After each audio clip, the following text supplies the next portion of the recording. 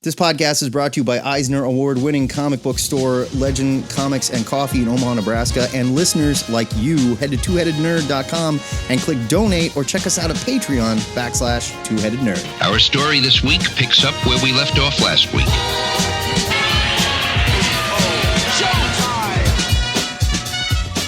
Broadcasting from the Ziggurat at Omaha in caverns deep below the metro area, it is our pleasure to welcome you to a very festive episode 724 of the Two-Headed Nerd Comic Book Podcast. I'm your head number one, and my name is Matt Baum.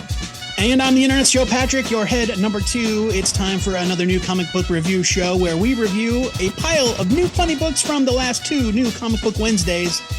After that, we'll set you up with our must-read new comic picks for next week. Finally, you're going to get a sampling of our Patreon Extra, and this week we are taking on a very hard-hitting subject and may not be appropriate for all audiences. We'll be talking about Santa appearances in comic books.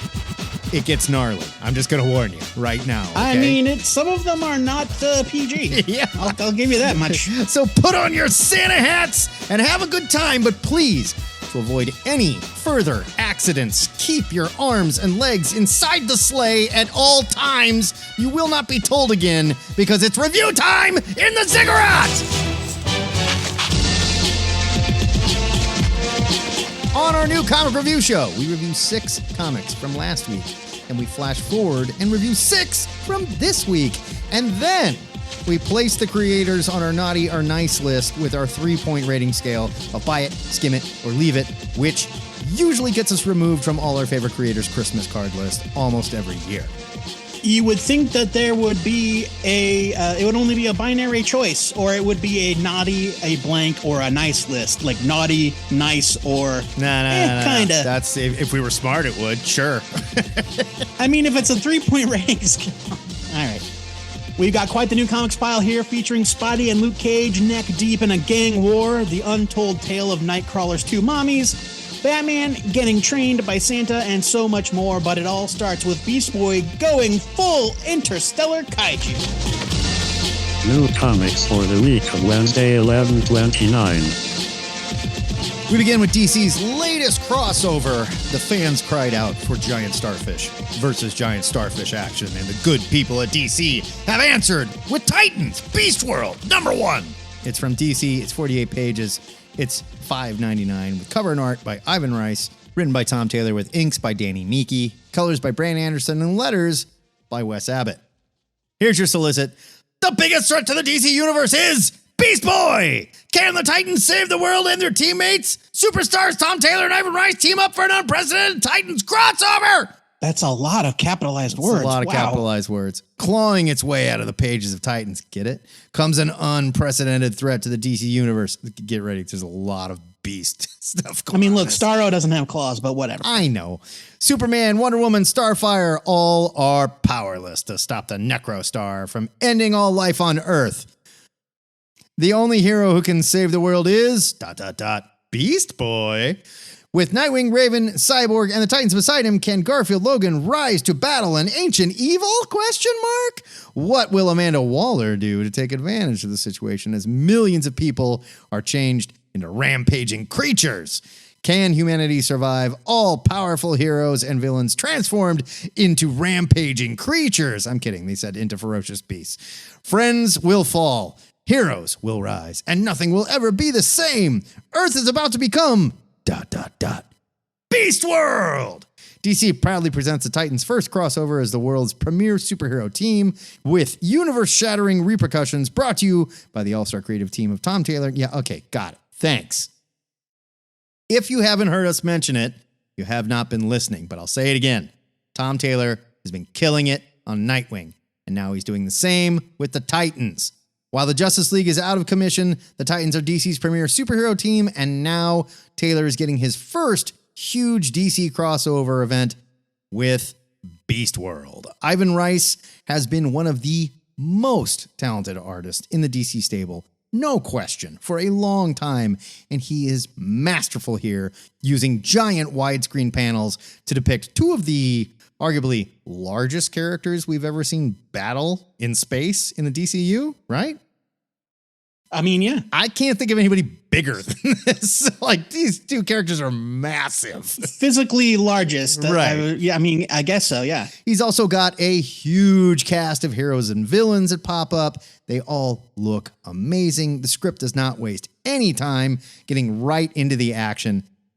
It sets up a blockbuster crossover event that still has some heart, even a little humor, and it does the thing. The one thing you gotta do in these big first issue crossovers is a huge last page. This crossover nails it. I mean, like, look, it's ham-fisted, it's silly, you know what you're getting into, but Tom Taylor's doing a great job here. I'm giving this a buy it.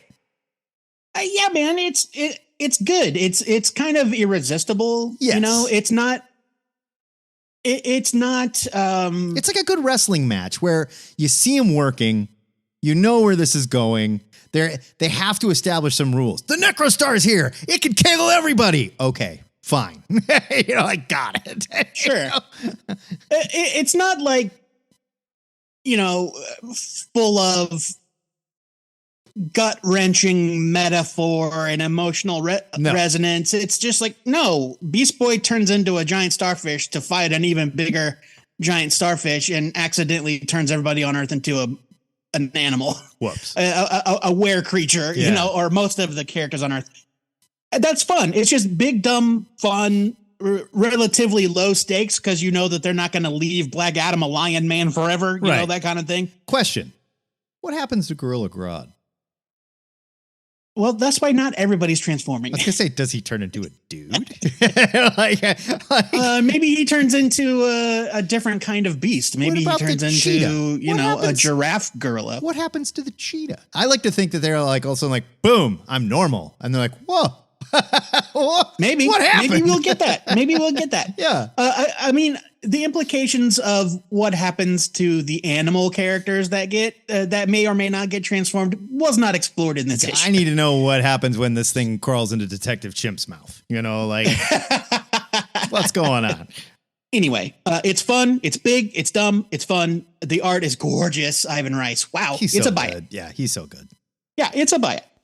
Meanwhile, at the Hall of Justice. Let's hop in the DC Wayback Machine for Alan Scott, the Green Lantern #2. This is also from DC Comics. It's written by Tim Sheridan with art by Sean Tormey. I'm going to go with Sean. Yeah, I'm fine with that. Sound about right, Sean. Yeah, right? or it's that or Cyan. I don't know, Cyan. I mean, it's yeah. Or Chan. Colors are by Matt Herms. Letters are by Clayton Cowles. Cover is by David Talaski. It's 32 pages for $3.99. Here's your solicit. Alan's search for the killer framing him continues, but why are the murder victims people from Alan's past, and how does this connect to his brief stint in Arkham Asylum? Short and sweet. Now, we missed our chance to talk about the first issue of this series when it came out, but I really wanted to talk about how impressed I've been at this retelling of Alan Scott's origin, told through the lens of his relatively newly established past as a closeted gay man. Tim Sheridan's story has a whole lot of moving parts, and it can be a bit of a struggle to keep everything straight. No pun intended, I swear. But his take on the original Green Lantern is deeply personal and very compelling. Sean Tormey's art is exceptional, delivering solid superhero thrills and strong characterization during the scenes that are mostly dialogue. When DC decided to introduce a gay version of Alan Scott during the New 52, I was upset. I was just like, you can't do that. Yeah, right. Matt was burning all of his. Think about all the love scenes he's been in. Comics. Yeah. It's a joke. It's a joke, people. Obviously, it's a joke. But there was no way that they wouldn't follow suit with that when the original returned to continuity. So far, Alan Scott, the Green Lantern, is doing a great job reconciling both the known and the unknown aspects of the character's history. I'm giving this a huge buy it. I think it's great so far, and the art is beautiful. Yeah, Tim Sheridan strikes me as like a character. When he popped up, it was during that future. That wasn't Future State. Was it Future State? Where he did the Titans thing with like the Red X and all that. And like, it was like 5 years in the future and Shazam went bad. I mean, maybe I don't know. I didn't really read that stuff. I didn't read the Titans one. I think it was. And he had a lot of big ideas. Oh, you're right. Yeah, Teen Titans Future State. Okay. He also wrote Future State Shazam. He wrote a lot of Future State He was books. doing all the Titans related stuff at the moment. And Teen Titans Academy he wrote. It was really good, but it just got kind of like elbowed into this, event and then promptly forgotten afterwards. And I thought like he had a lot of good ideas that he could have done more with. I like him as a writer a lot. I think this is an excellent chance for him to show off how good he is with a character like Alan Scott, where he can basically go back and recreate his origins and his background in the shadow of the fact that he is a closeted gay man, because it's not going to change anything from like what we already know about the character. Like we're getting the real story now. No, because the stuff's going to play out as it did in original continuity. He's going to get married. He's going to have kids because that's what gay dudes did. We're just seeing the real story. And he does a really good job of Alan Scott setting it up as like, look, I led a whole different life where I was a different person. And I'm not talking about a superhero. It's like, I'm talking about me, Alan Scott, which is super clever. I think Sheridan's great. This is a huge buy-in. I think, though, if you don't realize who the Red Lantern is from the final, by the end of the very first issue, you're not paying any attention.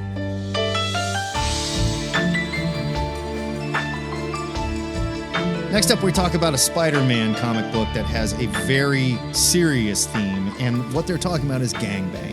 For those of you who don't know what that is, that's when a group of people get together and all have sex. That is not what we are discussing. That is not the subject of this comic book, Matt. We discussed this. I apologize, and I may have missed some of this. Perhaps you can correct me later on my review. Don't Google that word if you don't know what you're gonna get. This is Amazing Spider-Man Gang War First Strike #1.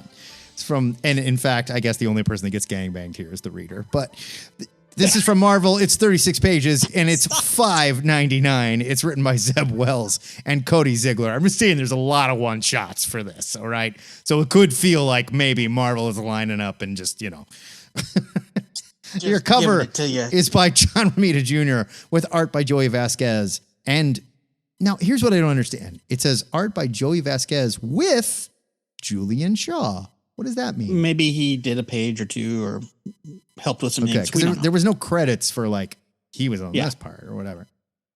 Colors by Brian Valenza and letters from VC's Joe Caramanga. Here's your solicit. Prelude to Gang War. The super crime landscape of New York has been on edge. This issue, they jump over that edge. What incites the war? Who hired Shotgun and took out Tombstone? What, if anything, can Spider-Man do about it? Everything you need to know before Gang War officially kicks off next month is here. Wait a minute. Gang War hasn't officially started yet? That's what I don't understand. I have a feeling this solicit was written at a time where they didn't realize that several of the one-shots were going to come out the same week. So I'm guessing it's just a scheduling thing. The prelude to the latest Spidey event is here. I'll give this creative team credit. There are some very big events that kick off the gang war. So this isn't just another chance for Marvel to take $6 from Spidey fans. So this isn't just another chance for Marvel to gangbang Spidey fans. I admit I fell off Wells' Amazing Spidey. So there were some fairly shocking status quo changes for characters, but I was able to pick up what was going on. While I admit I am a fan of any superhero gang war and the obligatory sitting around the table scene, making threats toward each other. But there was something about the art that kind of played down the seriousness of the story here. It's not bad art at all. It just comes off as comically cartoony during what's supposed to be some very violent scenes meant to really push the stakes of the story. While the big reveal of the gang war mastermind was impossibly easy to see coming, this is a pretty solid setup for the story. And it looks like if nothing else, Wells and Ziegler are finally going to get rid of the stupid ex-mayor Wilson Fisk's anti-superhero law in New York City. An artist with a little more edge may have been able to sell this issue better, though, and I don't need any more White Rabbit. I don't care about that character. I am giving this a skim it. I agree with everything you said. I think that the art kind of undercuts the tone. Not that the art is bad. No. The art is fine. It's fine. It's just, it's not the right style of art for a story like this, Right, I like, don't think. If you had like a Paul Azekata do this issue, Sure. I'd be like, or, right on, any kind of like grittier artist, Sure. like a, they got Sean Phillips. They threw some money at Sean Phillips and brought him in and be like, yeah. sure. I do mean, it. Alex Maleev, Mike Yeah. Perkins, like that sort of thing. Right. But yeah, Joey Vasquez's art is just very like angular and like almost kind of like Ryan Otley Invincible kind of angular. Sort of. Yeah. Like cartooning. animated cartoonish. The plot is fine. It's fine. We're going to talk about another gang war comic here in a second that was absolutely not fine. But I mean, this is the main event we're dealing with. The main event that's happening in Amazing Spider-Man. So, I'm into it enough to keep following it in Amazing Spider-Man. I probably won't read all the tie-ins. I agree. I'm giving this a skim it as well. It seems like, if nothing else, Spider-Man's done being a selfish jerk. And good. Gangs. Police say the gangs are growing, and they are engaging in ever more serious crimes.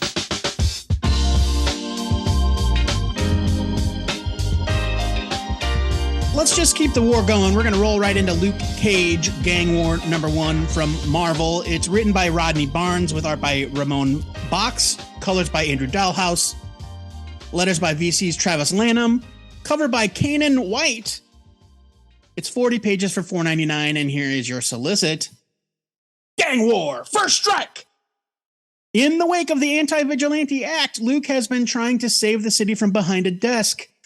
But a meeting with old friend Danny Rand reminds him of the good old days when problems could be punched in order to solve them. As New York descends into a gang war, Luke must use every power he has to protect the innocent and save the city.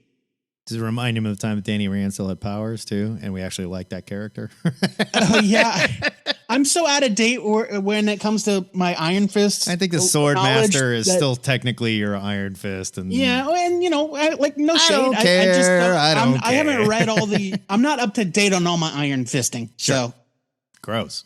First talking about gang banging, now we're talking about Iron Fisting. God, what is wrong with you? So sorry. I want to specifically apologize to Hugo Taverdick and Brett Merriman's children. Rodney Barnes is an award-winning screenwriter, but with the possible exception of Philadelphia at Image, which is great. His comic work has been pretty forgettable, with the exception of Philadelphia. Yes. Well, I won't forget Luke Cage Gang War anytime soon, and I don't mean that in a good way. Barnes spends most of the issue showing how much of a hassle Luke's new gig as the mayor of New York City is, especially when all he really wants to do is wade into the action and crack bad guy heads. The rest of the issue is devoted to performing the most ludicrous plot acrobatics to show how the previous mayor's Anti-Vigilante Act is hindering superheroes. Yeah. A beat cop actually draws down on Luke in the middle of a firefight with some bank robbers, and Luke buckles like a belt. It's ridiculous. That isn't even to mention the incredibly forced dialogue that at times feels at odds with everything I know about the character. I don't want to make any political statements on this podcast, but Luke Cage says some stuff in this comic book that I was seriously doubted I was reading about the same guy. And there was like some ridiculous stuff too. Like, look, you are against this stupid law. And I get it. You should be. But you don't host a press conference where the press is like, really, Mr. Mayor? You think the NYPD can stand up to super powered bad guys? And he's like, I think the NYPD can stand tall against anything. I'm like, okay. Yep. Well, okay, Mr. Mayor. Matt went ahead and made the political statement with that. What if the Hobgoblin shows up? You know, like yeah, the NYPD's be like, you're under arrest, Mr. Hobgoblin. Like, what? It's not even that. I'm talking about that ridiculous aspect of it, you know. But there is no chance that the Luke Cage that I've been reading about my entire life stands up in front of people and says, I wholeheartedly support the police force. Well, there's no way. Joe, he is the mayor. He has to wholeheartedly support I get that he's the mayor, force. but still. So I will buy that. He's the mayor. Then he's a sellout. He also doesn't hate cops. He hates bad cops. I know that he doesn't hate cops, Matt, but he'll also get in front of people and admit that there are flaws in the system. Yes. Not like toe the blue line, as it were. My problem was like, yeah, cops go arrest Dr. Octopus. Uh-huh. Sure, no, That'll turn out well. That is also ridiculous. The art by Ramon Box is mostly decent until he unveils the most ridiculous leather daddy bondage costume that Luke decides that he needs in order to hide his illegal heroics. Terrible. It is so laughably bad that it took away any goodwill I had towards the art in the rest of the comic. Absolutely. The only thing Luke Cage Gang War #1 succeeds at is convincing readers that making Luke Cage the mayor of New York was a really bad idea in hindsight. I'm giving this a leave it. I'm done with the whole Luke as mayor thing. It's not working. I'm done with it too. And it's silly. It doesn't make sense. It's out of the character's scope. Like, it was clever for a minute, but yeah, it's not working. So the costume thing, we all love a variant costume for a superhero. It's a chance to do something that is iconic. Like, look, as much as I don't care for it, I cannot say that the Daredevil armor is not an iconic thing. They made toys about it. We just had a really shitty comic book, about it that came out a couple of weeks ago again. But like, you've got a chance to do something fun with Luke Cage. Put him in like a badass superhero costume just for one issue in disguise. This is what you came up with. Right. I got a better idea. Don't do it. Just put him in a hoodie and send him to go do this thing. Right. That would have been better. Yeah. None of this was good. I was going to give it a skim it. I think you convinced me. This is a leave it. And no, it's bad. And if all the one shots are like this, I don't feel real good about where Gang War is going, honestly. Well, the thing is that they're not one shots. Like, this is a mini series. Oh, that's right. They're not even one shots. They're mini series, which they're asking you to buy. There might be some of them might be one shots, but this is a mini. The Daredevil one's a mini. So they're asking you to buy a lot of garbage. Ugh. They are really just come on, Marvel, gang banging and iron fisting readers left and right.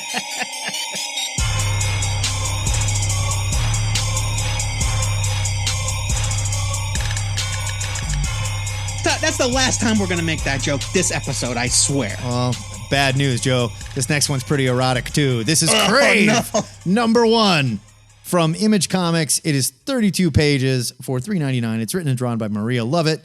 Here is your solicit. Miniseries premiere! Thanks, Image. Great job. You were right there with me. That was really Sorry, good. I was too busy recovering from that last iron revelation. Fisting. Yeah.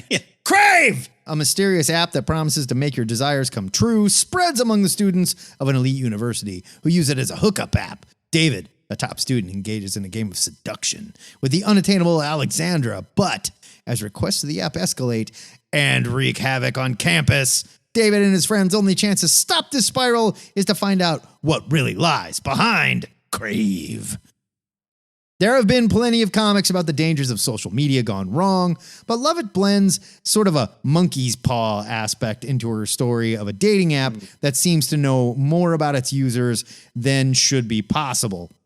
She does a good job introducing the students into a situation that's already been unfolding while the main character is just sort of discovering what this app can do.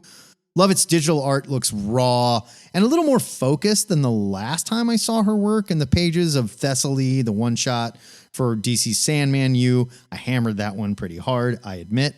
Her work frames key character scenes to keep the story moving really well. She is still signing almost every other panel. Once again. And I gotta say, it takes me right out of the story. I just don't get it. It's like she's afraid someone's gonna steal it or something. I don't understand. Maybe. Crave #1 is an erotic mystery. It looks to be off to a good start, building a creepy story while still making some relevant criticisms of modern social media. Lovett, I think, is probably the kind of creator that's just better telling her own stories in her own sandbox. I gotta say, I enjoyed this a lot more than her other work. I'm giving this a buy it. I think it's a good setup.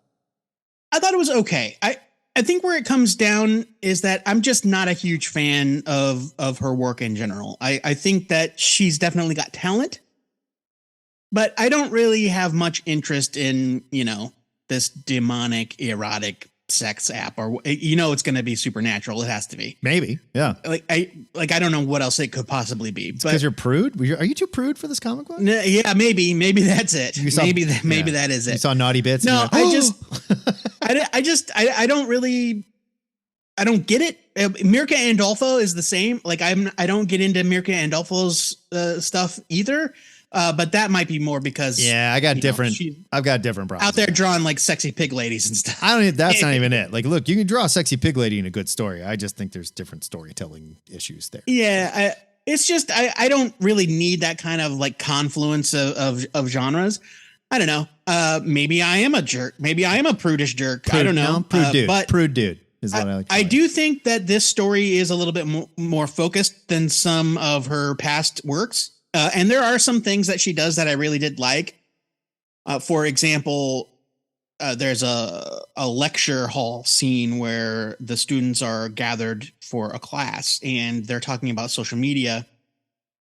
And everybody in the classroom, which is one of those big like lecture halls, that isn't a named main character, has no face. Yeah, it's cool. And you know that's on purpose. Yeah. Because they are talking about the anonymity of social media and how you don't really know people and all this stuff. And they also do a thing where it like pans to the teacher and the teacher is having a conversation and all the kids have no face because they are paying no attention whatsoever. They're either messing around on the app or the two kids that are the main characters are having their own conversation. It's clever. But I mean, yeah, it's neat. It's neat. I'm going to give this a skim it. I can recognize her talent. It's just not really my cup of tea.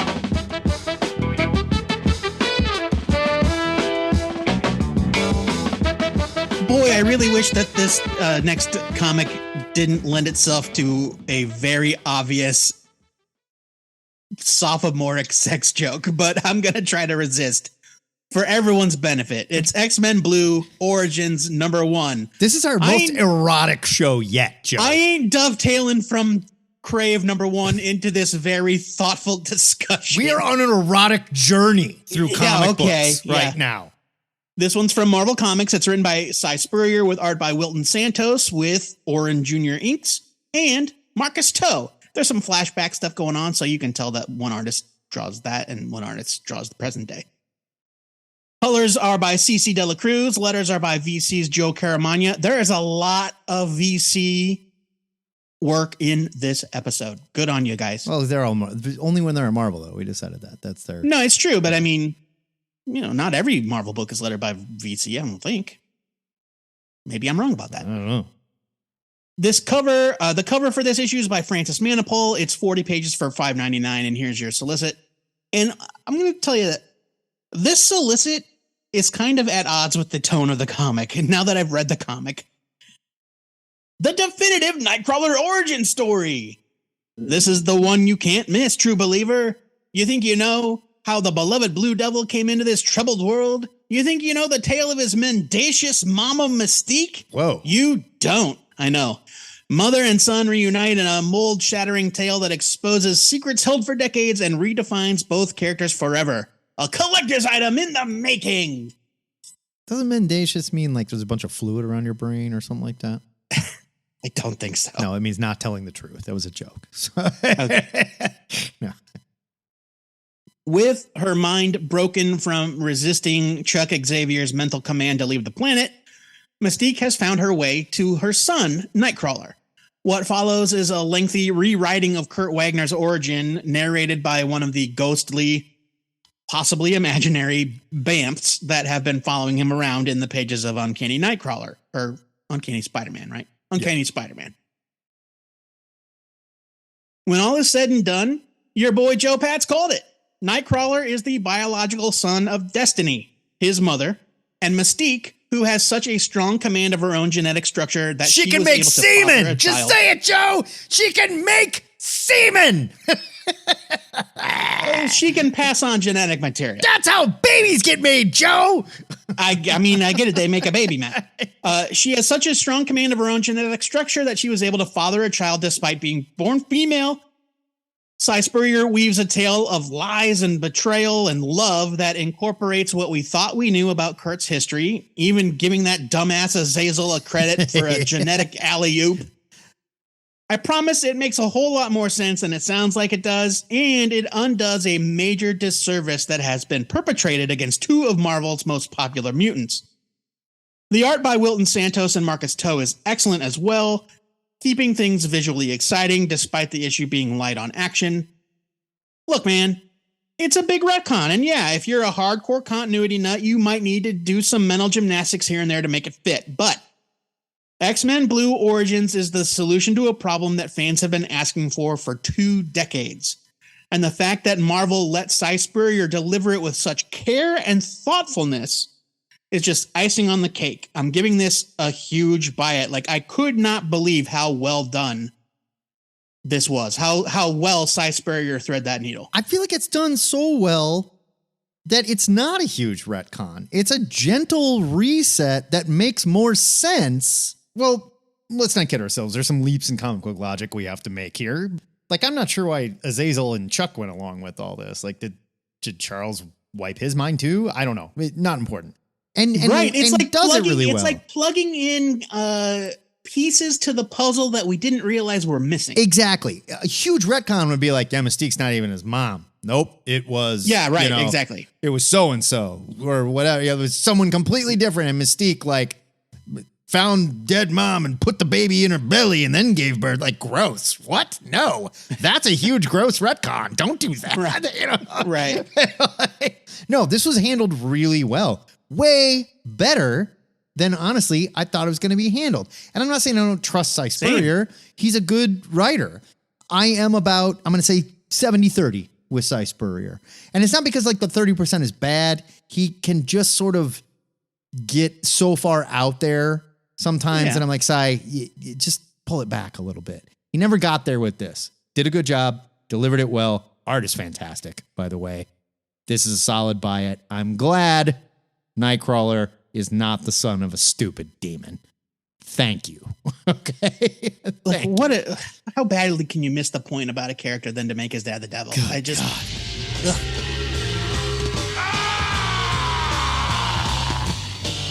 I am Lucifer,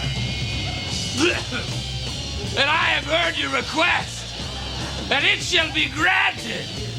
Now that we're out of the erotic portion of the show, we venture into super rippling tough guy nipples with Bloodrik #1 from Image Comics, 32 pages, $3.99 by Andrew Cranky. Here is your solicit. Miniseries premiere! Thanks, Image. Bloodrik is angry, confused, and starving. Unable to achieve success in his usual hunting grounds, he stomps his way into unfamiliar woods in an attempt to feed his stomach and heal his ego. What he finds will lead him on a journey of madness, violence, fire, and blood! A lot of the creator-owned comics that I read these days starts with a prose introduction about how the creator got to finally print their story. And I always read them, and I appreciate the struggle. But Cranky decides to draw his opening instead. Yeah. And the choice goes a long way in setting up the story of his ridiculously named barbarian Bloodrik. There's just like a scene where he talks to he's like, 10 years ago, I drew this sketch. It was barbarian. I thought it was pretty cool. And he draws it, and it's him narrating it, looking at himself, drawing the picture. And he's looking at the picture, and his character goes, cool. And it's like, yeah, this guy's just a nerd. This guy is just a nerd that loves his shit. The story is a slow burn that leans into the doom metal logo on the cover. We don't learn much of anything about the main character other than he's hungry, he's massive, and he's rarely seen challenge in his world. Cranky's art is just as brutal as his story, with hard lines and thick, detailed crosshatch work. In his foreword, he thanks artists like Ed Piskor, Jim Rugg, and Johnny Christmas, and you can see all of their influences here. While the story moves at an almost glacial pace, I found myself completely immersed in the art and the incredibly heavy metal aspect of this survival story of one hungry barbarian. This is one that you pull out your hardest, slowest doom metal record, put it on, get high, and read Bloodrik. This is a buy it. I thought it was great fun, and I texted Matt last night. I read it. I read it a couple nights ago. Last night, Matt and I were talking. I texted him. I was like, Bloodrik #1 was great. And he's like, I immediately texted Jared and told him to go buy it. I was like, dude, like this goddamn book. And I thought it was pretty funny how they had to put there's the logo, which is a very tame version of a blood metal kind of logo. Nope, there's no such thing as blood metal, Joe. Or death metal, whatever. Let's call it death metal. Oh, come on. There's no such thing as blood metal? No, I doubt it. No, there isn't. But then they still felt the need to put in parentheses in normal type Bloodrik. That's I mean, come on. It's like you got to sell the book. Graphic designers got a graphic design. I get it. But I thought it was pretty funny. This is fantastic. The art really sells it. There is a story, but the story is almost irrelevant. And I don't mean that I don't mean that in like a dismissive way. I just think that the art is what draws you in, and it really wouldn't matter what the story was about. It's barely because the art is important. so compelling. Yeah, it's barely important to what they're trying to do, which is just like, this is a story about the toughest dude ever. Like, here we go. Loved it. Yep, it's a buy it for me as well.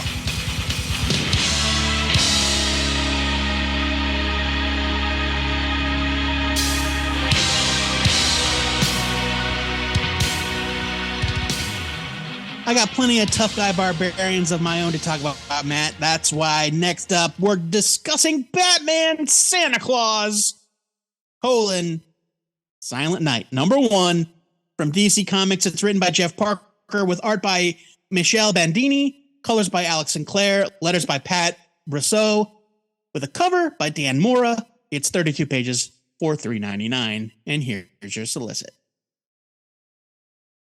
Santa Claus is coming to town!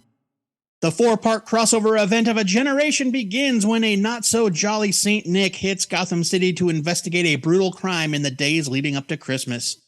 What manner of man or beast could have committed such atrocities? With the help of his former student Batman, Santa will team up with the heroes of the DC Universe to right this wrong, or the world wakes up to their stockings. A brutal, two-fisted holiday tale of hope, wonder, and monster hunting is the perfect treat to ring in the holidays. It's Claus in canon. I'm not sure why we needed to add that last little bit, but whatever. When Norse vampires called the Draug attack, there's only one man to call: Santa Claus. Jeff Parker returns to DC for this delightful adventure, revealing, or confirming as the case may be, a connection between Saint Nick and the Dark Knight. Parker never reveals what exactly Santa taught Batman, but I think we all know now how he just seems to appear inside rooms, right? We get it. Wink, wink. Batman puts his finger on the side of his nose and he's there.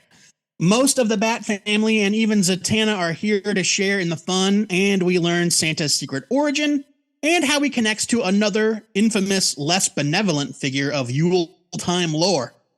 I'm not all that familiar with the work of Italian artist Michele Bandini, but his art here is fantastic. If for no other reason than his depiction of the Draug getting impaled on wooden stake-like reindeer horns. Nerds will be arguing about whether or not this story is really in canon for years to come, but none of that matters. Above all else, Batman Santa Claus #1 is fun. If you're looking for something festive to go with your regular dose of superhero action, check this out. I'm giving this a buy it. Okay, Bandini was the artist on Dark Knights of Steel. That's why I know that name. Oh, yeah. Yes. I recognize the name, but I couldn't place the art. He's great. Yeah. He's really good. This was fun. I like him a lot. This was just fun and stupid, like it's a good Batman story. Santa Claus is a badass, and if Batman is going to be trained by Santa Claus, and that is in canon, I want it to be this Santa. Okay? This Santa's badass. It's very much like Grant Morrison's Klaus. I dug him. I'm giving this a buy it. It did the job. And you know that it's got to be that it was his training had to be in infiltration and extraction, or whatever you want to call it, like getting in and out unseen, that sort of thing.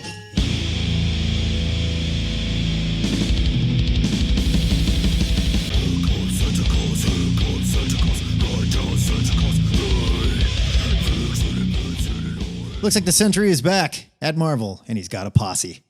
This is the Sentry, #1 from Marvel, 40 pages, $4.99. It's written by Jason Liu, cover by Ben Harvey, art by Luigi Zagaria, colors by Arthur Hesley, and letters by VC's Joe Caramanga, huh? This guy. Here's your solicit.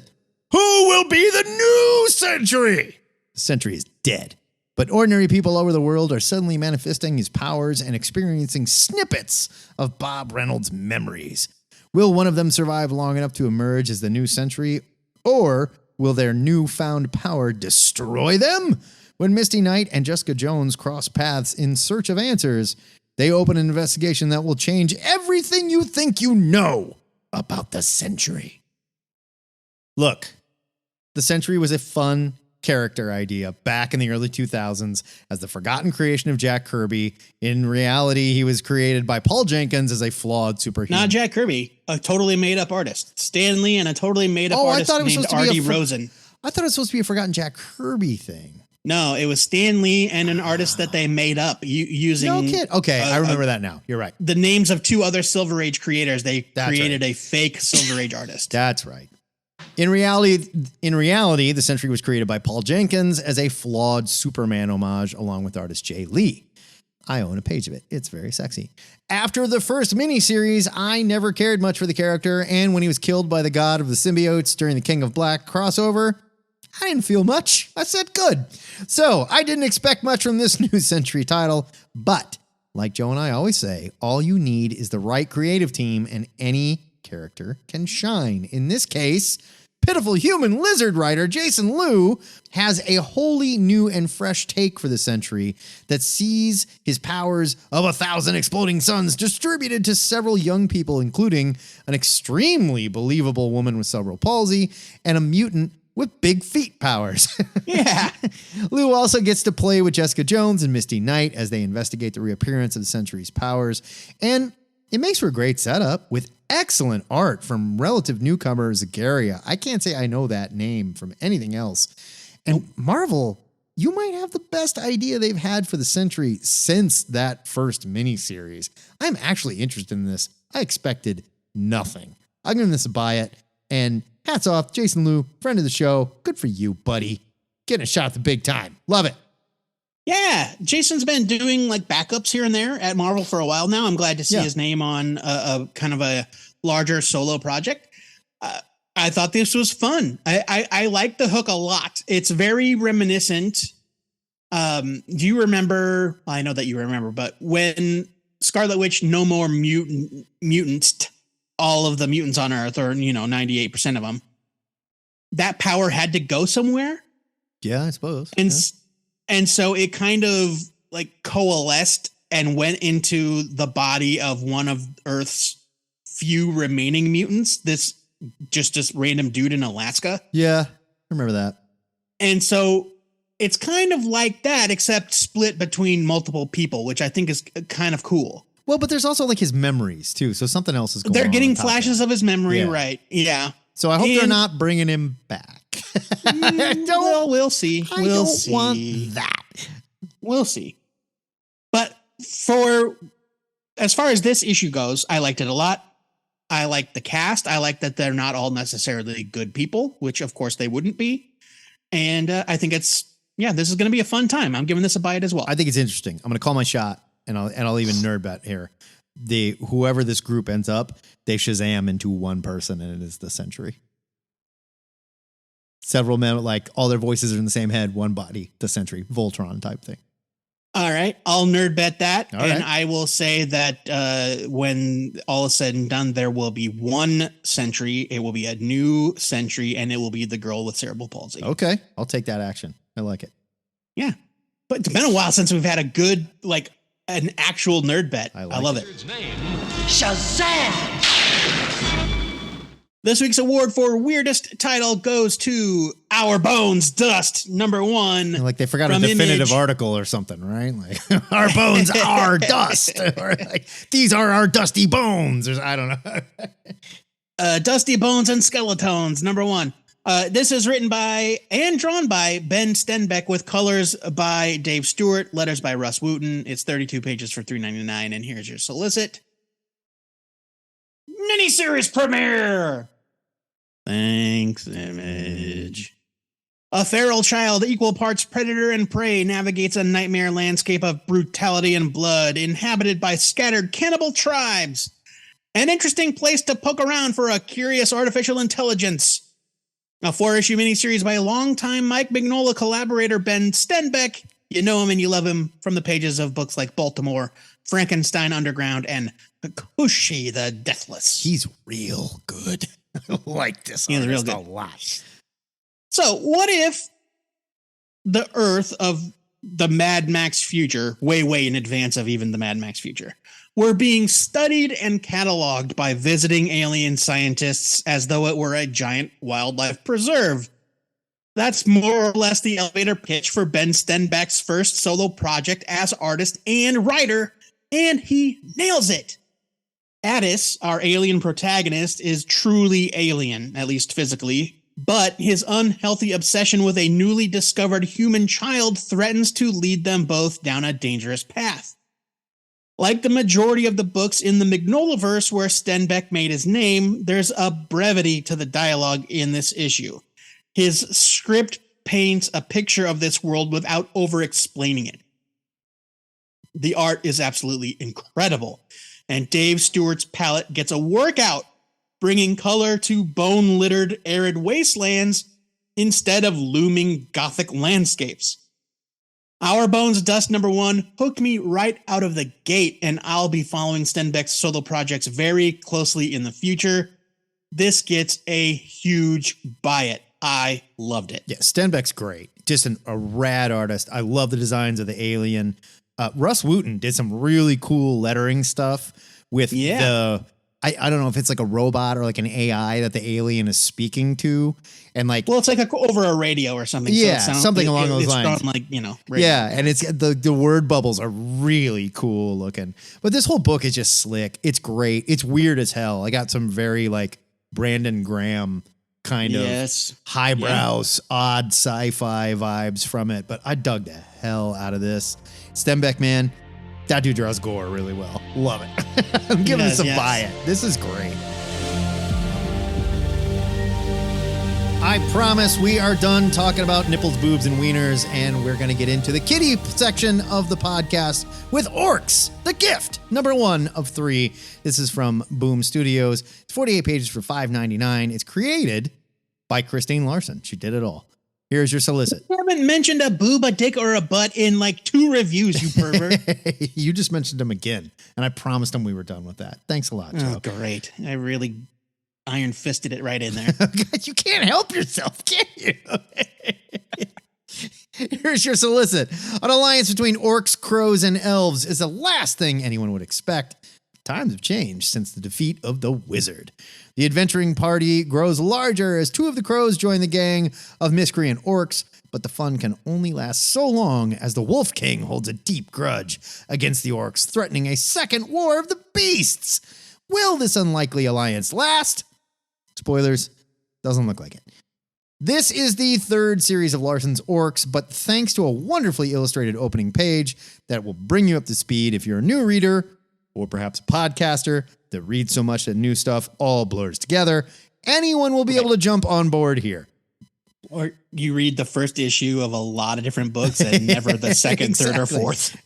Larson has created a massive fantasy world for her bumbling group of orcs with just incredible art and even some heartwarming lessons that make this all-ages fantasy read perfect for kids just getting into the genre or old guys that have been playing D&D for years.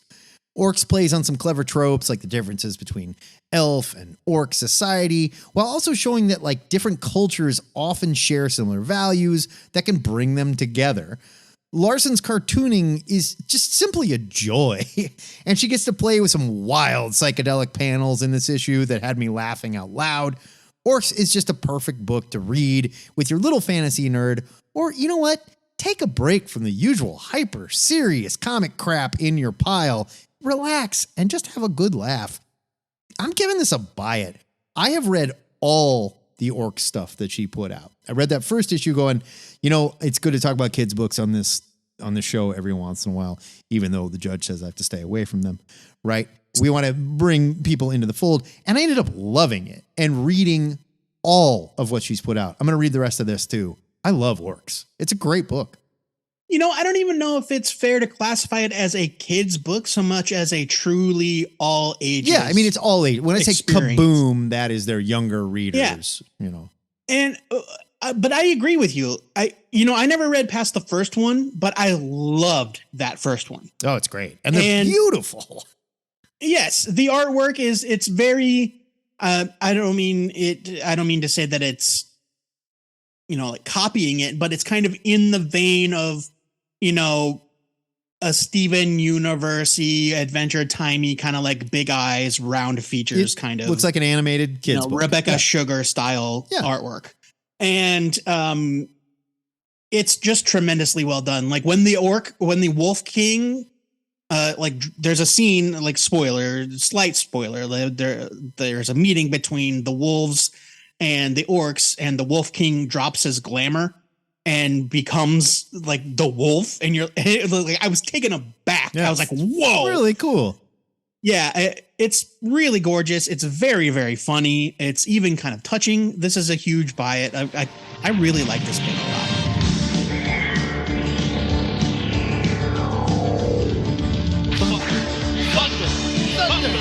Thunderbolts! Matt Baum, for what may be the 10th and hopefully final time. It's got to be volume 10, right? Has to be at this point. Let's review Thunderbolts #1 from Marvel Comics. Calling my shot. Thunderbolts volume 10. I'm kind of exaggerating with the 10th volume, but I wouldn't be surprised if it's up there.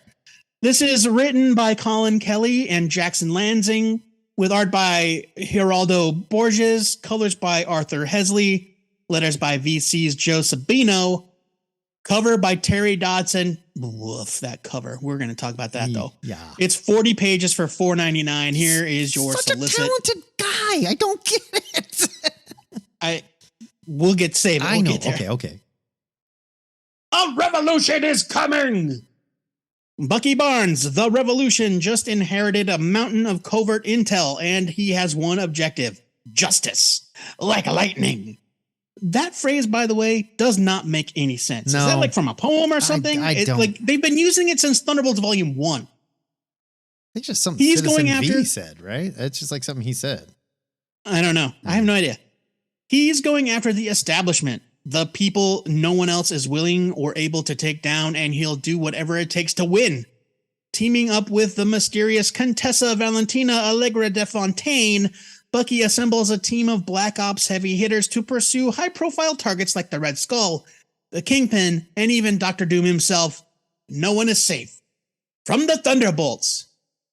Kelly and Lansing clearly had more story to tell than their recent brief run on Captain America Sentinel of Liberty allowed them to tell. Luckily, Marvel has an IP ripe for synergizing with its future MCU counterpart. It's hard not to be at least a little cynical when the creative team trots out characters that clearly are only there because of their presence in said movie.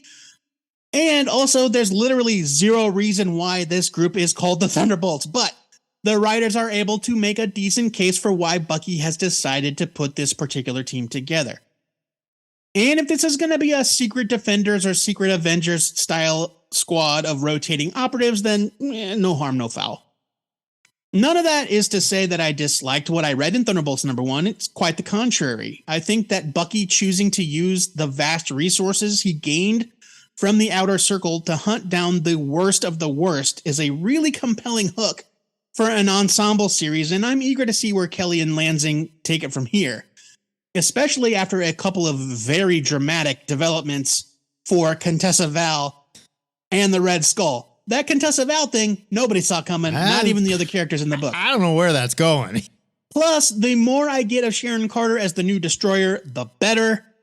The art by Geraldo Borges is a little dicey here and there, but it's pretty well done for the most part, and it fits the tone of the story well.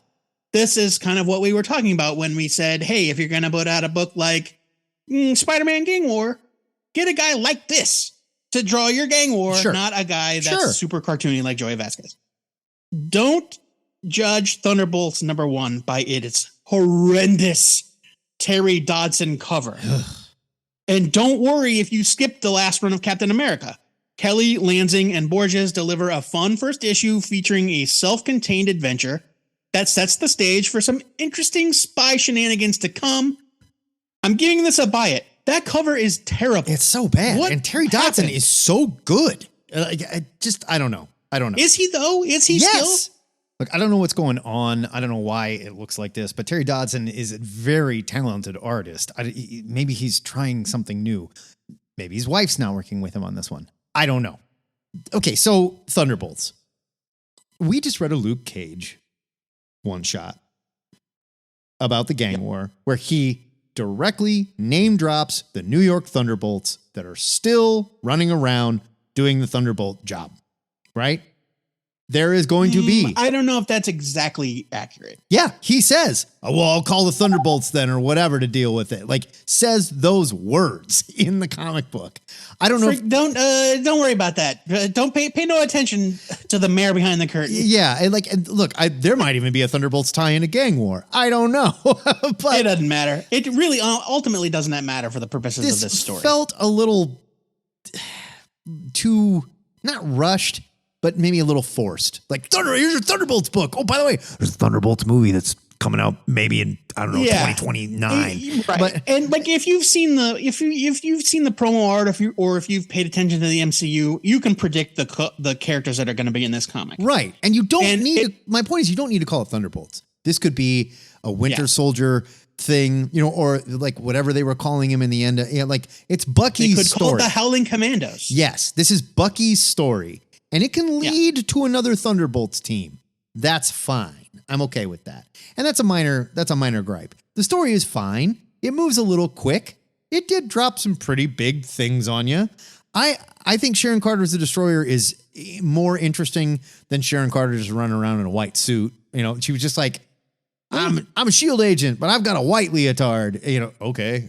Agent 13, whatever, fine. And so I don't mind that at all. I like that we are addressing some of the bigger Cap villains and stuff like that.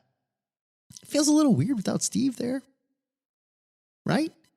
I didn't think so. These are Steve's big bads, though. Well, but I think the whole point is that they're doing what Steve can't or won't. I suppose. I just don't want Thunderbolts to turn into another X-Force. And the Red Skull is one of Bucky's villains, too. That is true. I just don't want Thunderbolts to turn into another X-Force. I don't need another team of murderers doing the job that the heroes get there. They show up with a murder. I get it. But they don't operate in black and white. These guys are soldiers, though.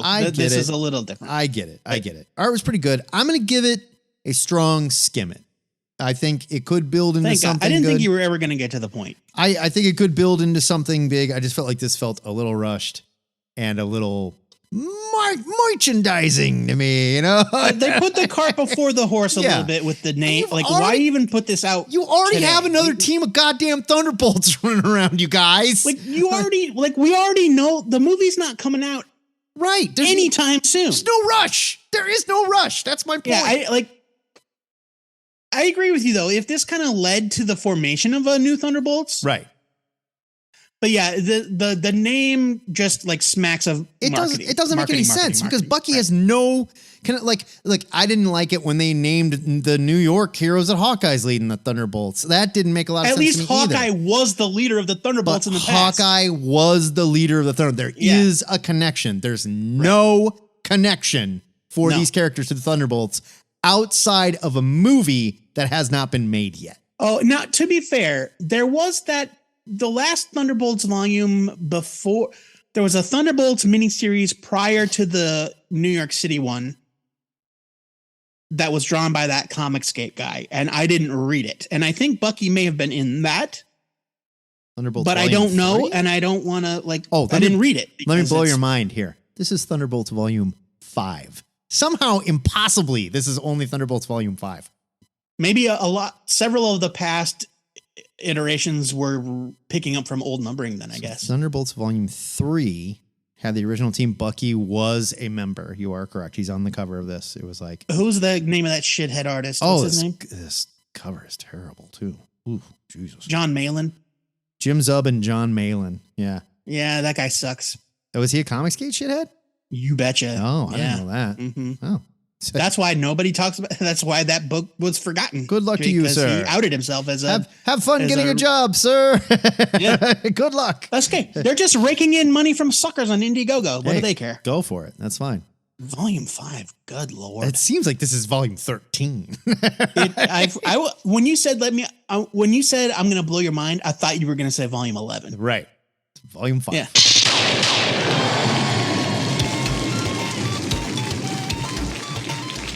You can find links in our show notes for more details on all of these comics, but now it's time to pick the most sensuous, risque story that we read and decide which one of them we put in the THN Permanent Collection. Matt Baum, which comic book got you the most hot and bothered this week? Bloodrik. I was so horny after I read that book. Oh my God. What comic book iron fisted you the hardest? Oh my God. Reading Bloodrik, I just had to like force my hand onto my crotch and go, no, settle down. Okay, that's getting a little graphic. Getting a little too graphic. No, it's Bloodrik. That book just ruled, man. It was so metal and macho. I had the most upsetting boner. And kick ass. I loved it. Bloodrik. Not close. Yeah, I mean, Bloodrik was very, very good. For me, it had to be X-Men Blue Origins, just because, like, it really did feel like the sudden correction of a decades-old injustice, and I feel like it cast every character in the book in a completely new light. It was handled with such love and care. The art was great. It's X-Men Blue Origins. Fair. Really, you can't go wrong with either one of these. Also, Our Bones Dust. Also great. Tremendous. Also great. Yeah. Off to a great start. A lot of very good potential permanent picks for this week. But save your gang war money. Go buy something new. Huh? Only a couple of them get you mad horny. I'm so sorry, everybody. I am so sorry. Jesus Christ.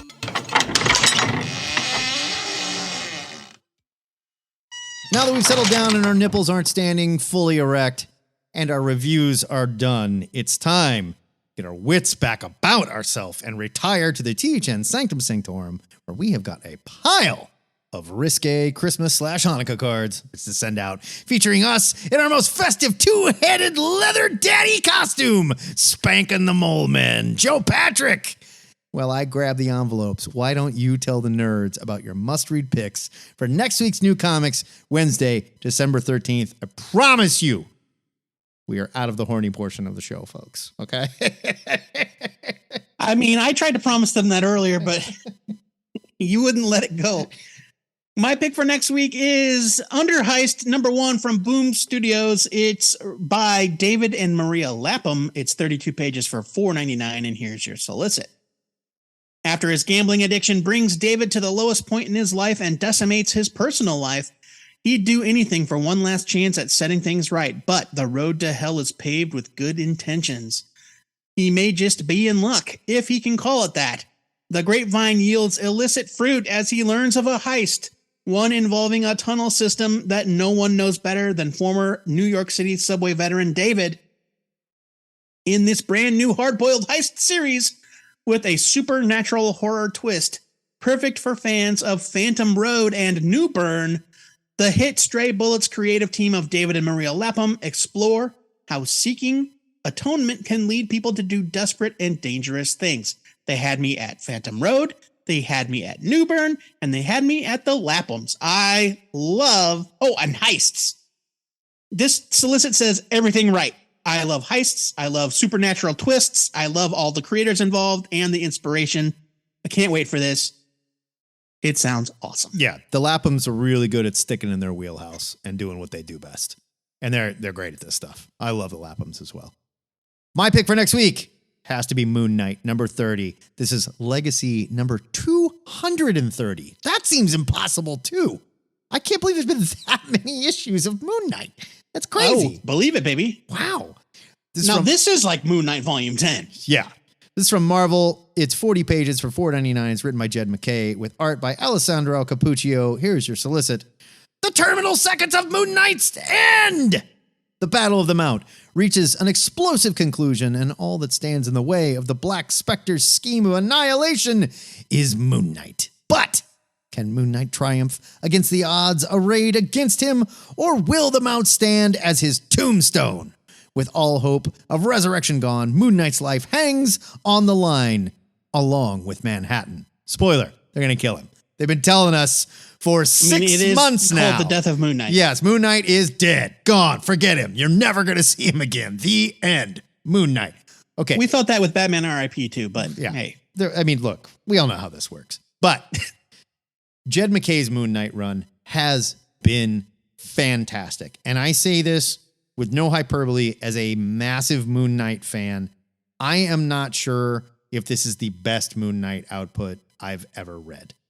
I'm a huge fan of the old stuff, of some of the more recent stuff, but McKay has just kind of put it all together in a really nice bow, trading on a lot of the stuff that I love about like old school Chuck Dixon Moon Knight and shit, paired with stuff with like what Warren Ellis did with Moon Knight, and man, just brought it all together. Now he's going to kill him. Can't wait. I'm in. I got to do it. I need to get caught up in time for our next new comic review show because I do not want to miss out. Yeah, while traveling, I just binged like the last 10 issues, and man, it's great. It's just great. Nice. And this artist, Capuccio, he is good. And the style was a little, at first we were like, is this a little too manga? I don't know. And it grew on me instantly. Yeah, almost. Now I'm in. Love it. Yep, agreed. The THN trade for next week is Where the Body Was. It's a hardcover from Image Comics. It's written by Ed Brubaker with art by Sean Phillips. It's 144 pages for $27.99. Here's your solicit. Ed Brubaker and Sean Phillips, best-selling creators of Pulp, Reckless, and Criminal, are back with a new original graphic novel that readers will be obsessed with. A boarding house full of druggies, a neglected housewife, a young girl who thinks she's a superhero, a cop who wants to be left alone, and a private detective looking for a runaway girl. These stories collide one fateful summer in Where the Body Was, a tale of love and murder in the suburbs told from a dozen different points of view. All the neighbors on the block have an opinion about the murder and how it happened, but which of them is telling the truth? Love it. Love it. Where the Body Was is a tour de force from Grandmasters Ed Brubaker and Sean Phillips. Starting with a map of the crime scene, this murder mystery follows the ripples of this killing as they echo through decades of love and loss and passion and violence. Like a true crime podcast crossed with a long-lost diary, Where the Body Was is unlike anything Brubaker and Phillips have ever done, and a must-have for all of their avid fans. So Phillips and Brubaker, they are one of those rare creative teams where it doesn't matter. You don't need to read the solicit. It does not matter. The title doesn't matter. The format. In fact, guys, the solicit doesn't need to be 3 paragraphs long. I totally agree. You already had us at the names. You can literally say Ed Brubaker and Sean Phillips have a new book, and I'll go, okay, here's my money. Yeah, right. They're on 100%. a very short list. And I think that would be a good question of the week. The short list of like creator teams that you don't care. You are in. Sight unseen. Yeah. Right. Give me your project. I am down. And if you've not read their stuff and you're a fan of crime noir comics, there is no one that does it better. I'm saying it. There's no one that does it better than these two. Period. I don't really think that that's a controversial statement. Best in the goddamn business. Pick this up.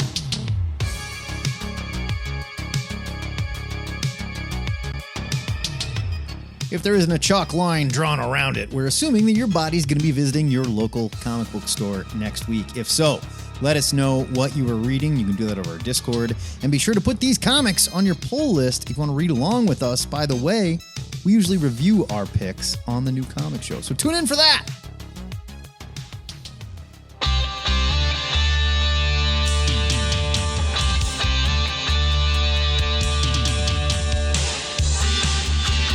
It's almost time to send this episode to CGC only to get another perfect 0.0 grade. But ain't easy. I'll tell you what. it takes talent. But before we go, we wanted to, it's almost more rare than a 10. Yeah, the 0.0. Yeah. But before we go, we wanted to give you all an early Hanukkah present, a sneak peek at our Patreon extra that you get access to when you support THN for as little as $1 shekel a month. I don't know if the shekel is the same. You'll have to check the exchange rate, Yeah. but you know. Patreon It's close. figures that out. They do that. Yeah, Patreon does all the math.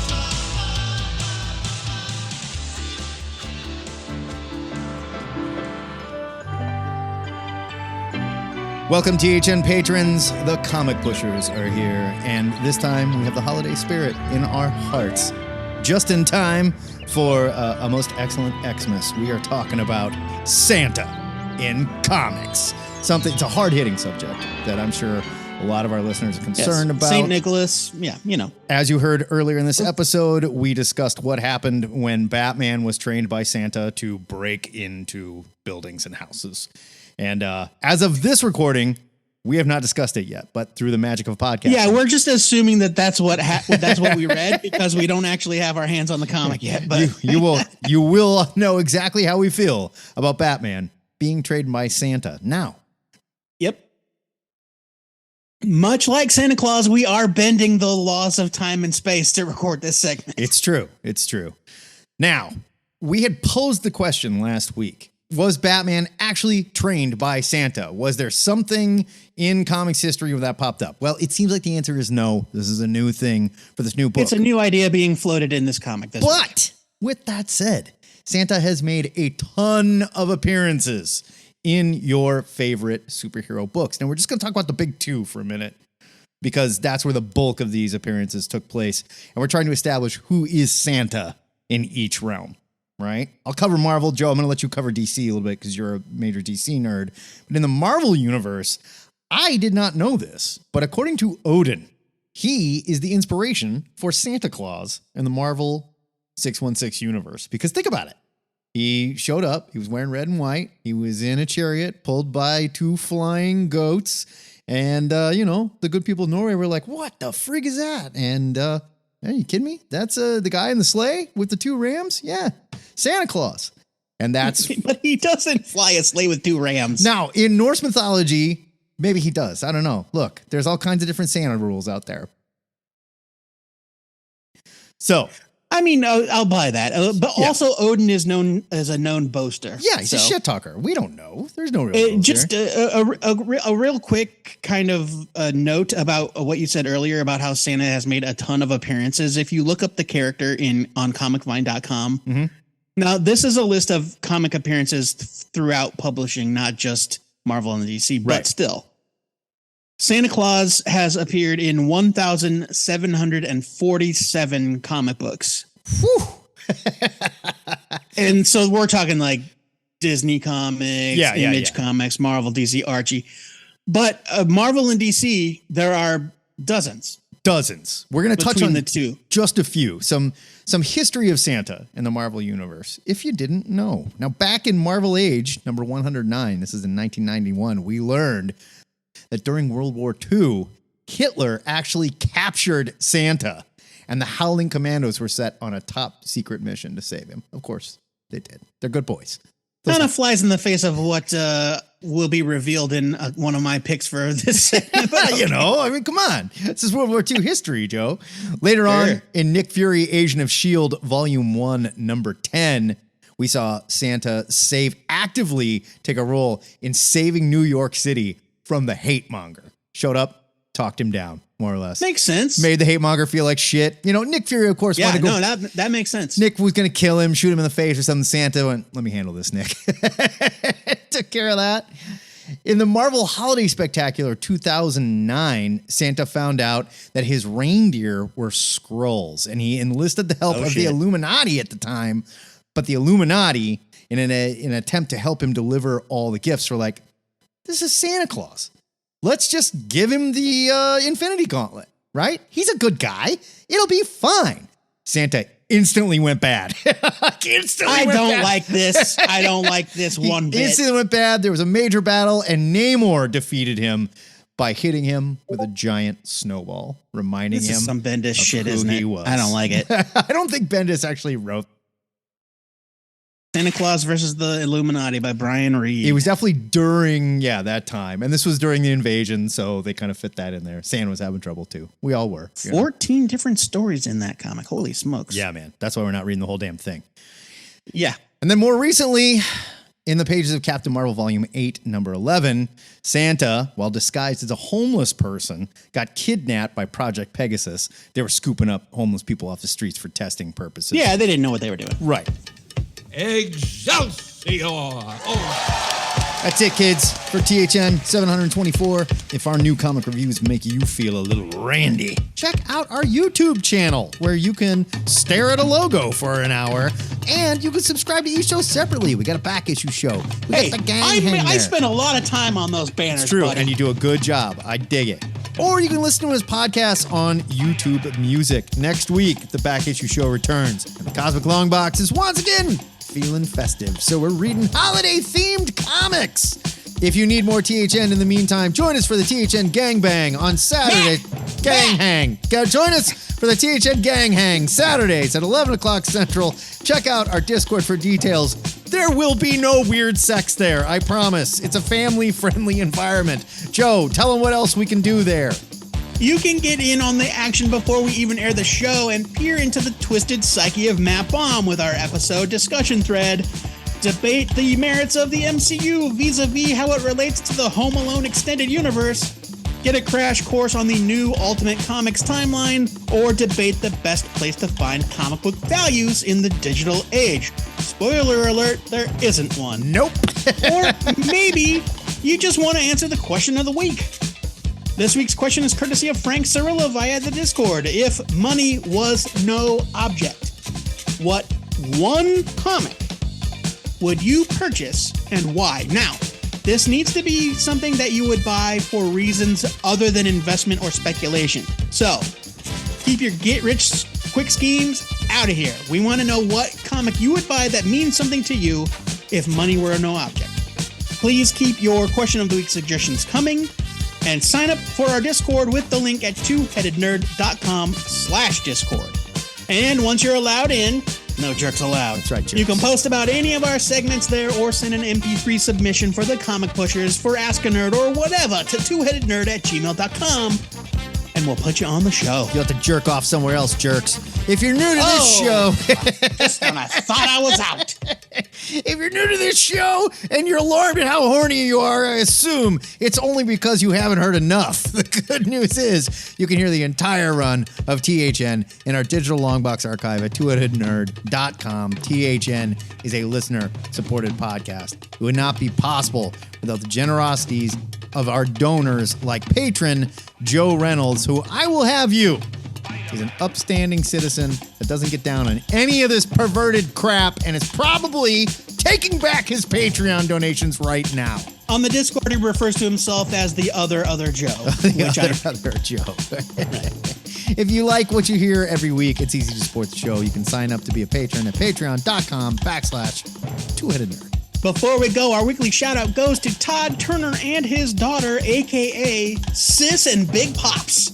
The duo started a podcast to keep in touch during the pandemic, and in each episode, they discuss their favorite aspects of nerd culture with a family-friendly twist, unlike this podcast. Unlike this show.